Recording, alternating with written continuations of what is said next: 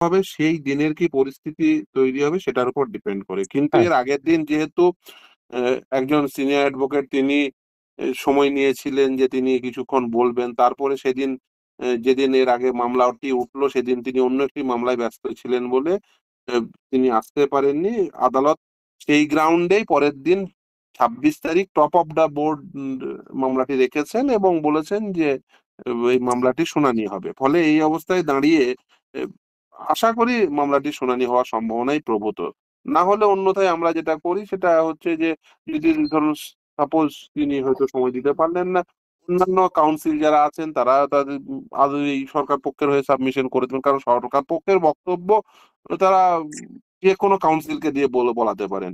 ফলে তাদের যদি কোনো বক্তব্য থেকে থাকে তারা বলবেন এবং রিভিউ আন্ডার নোট অলরেডি আদালতে তারা দিয়েছেন, আমাদেরকেও তার কপিস দিয়েছেন। আমরা আল্টিমেট এর আগেও আমাদের রিটেন সাবমিশন, আমাদের সমস্ত ডকুমেন্ট নথিপত্রাদি জমা দিয়েছি। তারপরেও আমরা এই নতুন যে রিভিউ আন্ডার নোট দিয়েছে সেটার সাপেক্ষে আমরা রিটেন সাবমিশন রেডি করে ফেলেছি।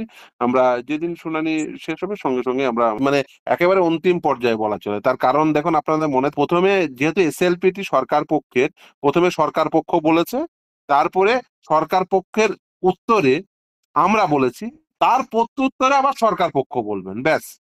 ফলে এই যে রিপ্লাই দেবেন এবং তারা সেই রিপ্লাই যে নথির সাপেক্ষে দেবেন সেই নথিও তারা আদালতে দিয়েছেন, আমাদেরকেও দিয়েছেন। ফলে আমাদের সমস্ত কিছুই প্রায় একেবারে অন্তিম পর্যায়ে বলা চলে মামলাটি।